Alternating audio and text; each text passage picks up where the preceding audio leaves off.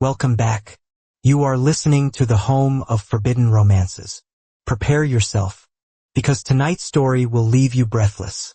Rain lashed against my face, masking the tears, but nothing could wash away the phantom burn of his lips against mine.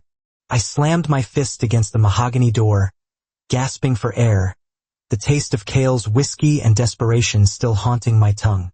When the heavy door finally creaked open, revealing the warm, golden light of Julian's penthouse, I collapsed into the arms of the one man I thought would save me, never realizing I had just run from the wolf's den straight into the viper's nest.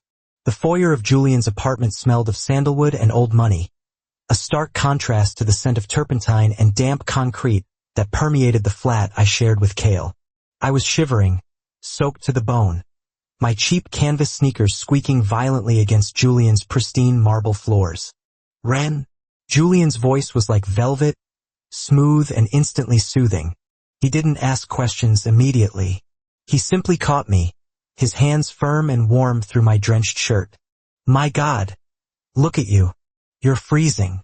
He kicked the door shut, sealing out the storm, and pulled me deeper into his sanctuary. Julian was everything Cale was not. Julian was the golden boy, the heir to the Valmont shipping empire, with honey blonde hair always perfectly coiffed and eyes the color of a summer sky. He was my best friend, my safe harbor in a city that wanted to chew me up and spit me out. Cale, on the other hand, Cale was the storm. "He kissed me?" I choked out, the confession tearing from my throat before I could stop it. Julian froze. He was in the middle of draping a cashmere blanket over my shoulders, his hands lingering near my neck. His grip tightened just for a fraction of a second, a microaggression that felt like a pinch before he relaxed. "Cale?" Julian asked, his tone dropping an octave. "Your roommate." It wasn't friendly, Julian," I stammered, clutching the edges of the blanket. The memory of it crashed over me again. The clock striking midnight. The way Cale had looked at me from across the kitchen island. His dark eyes dilated, predatory. The way he had crossed the distance in 2 strides, pinning me against the fridge, his hand tangling in my hair, forcing my head back. It hadn't been a request. It had been a conquest. He looked at me like he wanted to devour me. Julian guided me to the sprawling leather sofa, pushing me down gently. He moved to the wet bar, pouring a glass of amber liquid with precise, controlled movements. "I told you he was unstable, Ren. Artists, they feel too much. They take what isn't theirs." "I didn't hate it," I whispered, the truth terrifying me more than the act itself. "That's why I ran. I felt like if I stayed, I would have let him do anything." Julian set the glass down on the coaster with a sharp clink. He turned slowly. The soft, worried expression he usually wore was gone, replaced by something colder, sharper. He walked toward me, not with the hurried pace of a concerned friend, but with the prowling grace of a predator circling wounded prey. "You ran to me?" Julian said softly, kneeling between my legs on the floor. He looked up at me, his blue eyes darkening. "Why did you run to me, Ren?" "Because you're my best friend," I said, though the words felt flimsy in the heavy air of the penthouse. "Because you're safe." Julian laughed. It was a dry, humorless sound. He reached up, his thumb tracing the line of my lower lip, wiping away a stray raindrop. "Safe? Oh, my sweet, naive Ren. You think I'm safe because I haven't bitten you yet? You think because I keep my claws sheathed in silk that I don't have them?" A shiver that had nothing to do with the cold rain rattled down my spine. "Julian, I've been waiting," he murmured, leaning in close enough that I could smell the expensive cognac on his breath. "I've been waiting for that gutter rat to make a mistake." I knew he couldn't help himself. He's always been governed by his base instincts. My brow furrowed. You talk like you know him." Julian's smile was razor thin. "Know him? Ren, darling, Cale isn't just a starving painter. He's Calen Thorne, disowned heir of the Thorne Syndicate. We grew up in the same boarding schools. We fought in the same fencing halls. And we've been rivals for the same prizes since we were 6 years old.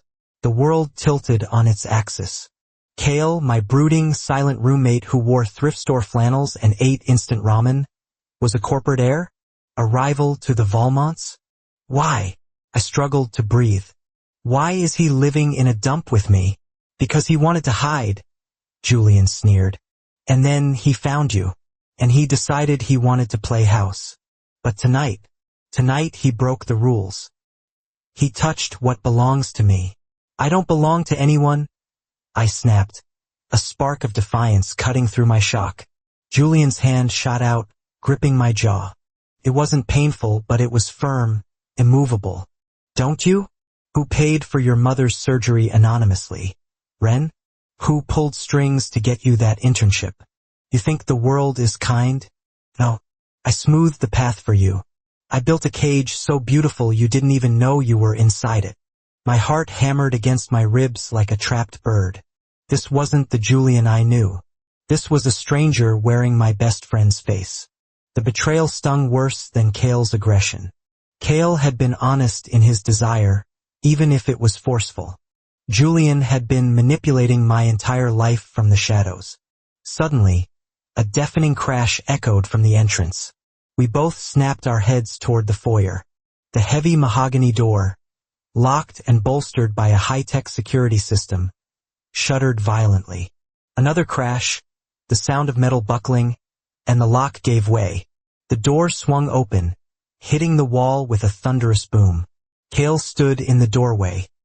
He was drenched, his black hair plastered to his forehead, his chest heaving. He wore a battered leather jacket over a torn t-shirt, water dripping from his clenched fists onto the marble. He looked like a creature of the night, a specter of vengeance. "Get your hands off him, Julian," Kale growled. The voice wasn't the mumble of a roommate asking to borrow milk. It was the command of a man used to being obeyed. Julian didn't flinch. He slowly released my jaw, stood up, and brushed invisible dust from his tailored suit trousers.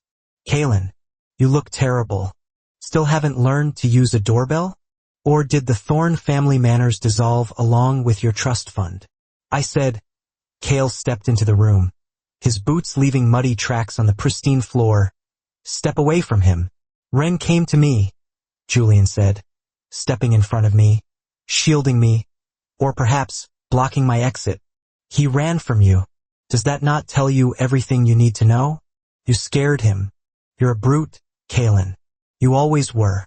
You think you can just take what you want. And you think you can buy it?" Kale shot back. His eyes locked onto mine over Julian's shoulder. They were dark pools of torment. "Ren, listen to me. Why didn't you tell me?" I shouted, my voice trembling. I stood up, pushing Julian aside. "I needed to see him. You lied to me. Every day for a year. You pretended to be poor, you pretended to be normal." "I am poor," Kale said, his voice raw. "My father cut me off years ago. I have nothing, Ren. Nothing but the art and you. Living with you was the only time I felt real. I didn't tell you because I didn't want you to look at me the way you're looking at me right now. Like I'm one of them." He gestured violently at Julian and the opulent penthouse. "He's playing the victim," Julian interjected smoothly, resting a possessive hand on my shoulder. "He's an obsessive stalker, Ren. He knew who you were before he answered your roommate ad. He knew I was interested in you, and he moved in to spite me. It's a game to him. We're just keeping score." I looked at Kale, searching for a denial. Kale didn't deny it. He flinched, looking down. "It started like that," he admitted, his voice a whisper that carried across the silent room. "I knew Julian Valmont had a fixation on a university student. I wanted to see why. I wanted to steal his toy. I felt the blood drain from my face. I backed away, stumbling until my legs hit the sofa. A toy? That's what I am to you both? A game of capture the flag. It started like that," Kale roared, his eyes snapping back to mine, burning with intensity. "But goddamn it, Ren, you know me? You know who I am at 3 a.m. when we're eating leftovers on the floor. You know who I am when I'm having a nightmare and you wake me up. That wasn't a game. I fell in love with you. Love. Julian scoffed, his grip on my shoulder tightening to the point of pain. You don't know love. You only know possession. You kissed him against his will. And you've been gaslighting him for 3 years. Cale took a step forward, reaching into his jacket. For a terrifying second I thought he had a gun. But he pulled out a sketchbook. My sketchbook. The one I thought I had lost months ago. He tossed it onto the glass coffee table. It slid open. Look at it, Ren, Cale said. I looked down. It wasn't my drawings. It was photos. Photos of me sleeping. Photos of me walking to class. Transcripts of my text messages. Financial records of my mother's hospital bills. I found this in Julian's study during a party 6 months ago, Cale said. That's why I kissed you tonight. Because I found out he was planning to move you in here tomorrow. He was going to have your apartment building condemned so you'd have nowhere else to go. Panicked. I wanted to make you mine before he could lock you away. I stared at the photos. The dates went back years. Before I even met Julian. I turned to look at the man standing beside me. The golden boy. The savior. Julian didn't look ashamed. He looked annoyed that his timeline had been disrupted. I was protecting you, he said coldly. The world is dangerous. Ren, you are soft. You need a keeper. Cale offers you chaos. I offer you an empire. I can give you the world. As long as you stay within the walls I build for you. That's not love, I whispered. That's ownership. Is there a difference? Julian asked, his face a mask of chilling indifference. I looked at Cale. He stood in the middle of the room, water pooling around his boots, his hands empty, his expression desperate. He had lied to me. He had used me as a pawn in a rivalry I didn't understand. But he had also lived with me in the dirt. He had seen me at my worst and hadn't tried to fix me, only to be with me. Cale, I said. Run. Cale stepped forward, extending a hand. His fingers were stained with paint and motor oil. I can't offer you a penthouse. I can't promise you safety. If you come with me, Julian will destroy everything I have left. He'll come for us. It will be hard. It will be a war. He paused, his dark eyes searching my soul. But you'll be free, Cale vowed. I won't keep you. I'll stand beside you. I'll fight for you, not over you. The silence stretched, heavy and suffocating. The rain battered the windows, a chaotic symphony matching the storm in my heart. On one side, a golden cage lined with silk, presided over by a man who viewed me as a prized possession to be catalogued and kept. A life of ease, devoid of agency. On the other, a turbulent, uncertain future with a man who had initially approached me out of spite but had stayed out of love. A man who was dangerous, yes, but who offered me his hand, not a collar. I looked at Julian. I saw the arrogance in his eyes. He expected me to stay. He couldn't conceive of a world where someone chose the gutter over the throne. You're right, Julian, I said, my voice gaining strength. I am soft, but diamonds are formed under pressure. I stepped away from him. The loss of his body heat was immediate, but so was the lifting of a weight I hadn't realized I was carrying. Run. Don't be stupid, Julian warned, his voice dropping to a low growl. Walk out that door and I will ruin you. You won't get a job in this city. Your mother's care will stop. Then I'll work 2 jobs, I said, moving toward Cale. And Cale will help me. I reached out and took Cale's hand. It was rough, calloused, and freezing cold, but the moment our skin touched, a jolt of electricity grounded me. He gripped my hand back so hard it hurt, pulling me into his side, placing his body between me and Julian. You heard him, Cale spat at his stepbrother. We're leaving. This isn't over, Julian called out as we backed toward the broken door. He picked up his glass of cognac and took a sip, his eyes burning with a cold, blue fire. I always get what I want, Kalen. Enjoy him while you can. Hunger always brings the wolf back to the trap. Cale didn't respond. He wrapped his arm around my waist and guided me out into the corridor, into the cold, drafty elevator, and down to the street. We burst out into the rain. The city lights blurred in the downpour, turning the streets into rivers of neon. I was soaked instantly, shivering violently, but Cale stripped off his leather jacket and draped it over me. It smelled of him, rain, tobacco, and safety. "Are you okay?" Cale asked, shouting over the sound of the storm, gripping my shoulders. He looked terrified. "Run, I'm so sorry. I'm so sorry I didn't tell you." I looked up at him.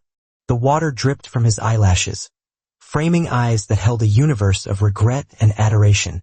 "Shut up," I said, grabbing the lapels of his t-shirt and yanking him down. I kissed him. It wasn't like the kiss in the kitchen. It wasn't a claiming. It was a collision. It was frantic and wet and messy, a seal on a pact made in the eye of a hurricane. I tasted the rain and the salt of his tears and the fire that had been smoldering between us for a year. When we pulled apart, breathless, forehead resting against forehead, I knew the road ahead was going to be hell. Julian would come for us. We had no money, no plan, and powerful enemies. But as I looked at Cale, who looked at me not like a prize, but like a partner, I realized I hadn't just run to my bestie or my roommate. I had run toward myself. "Let's go home," I whispered. Cale smiled, a crooked, dangerous thing that made my heart race. "Yeah, let's go home." We turned and ran into the dark, rain-slicked night, hand in hand, ready to burn the world down together. And that is how the pawn walked off the board and took the king's hand. If you enjoyed seeing Ren choose the dangerous freedom over the golden cage, destroy that like button.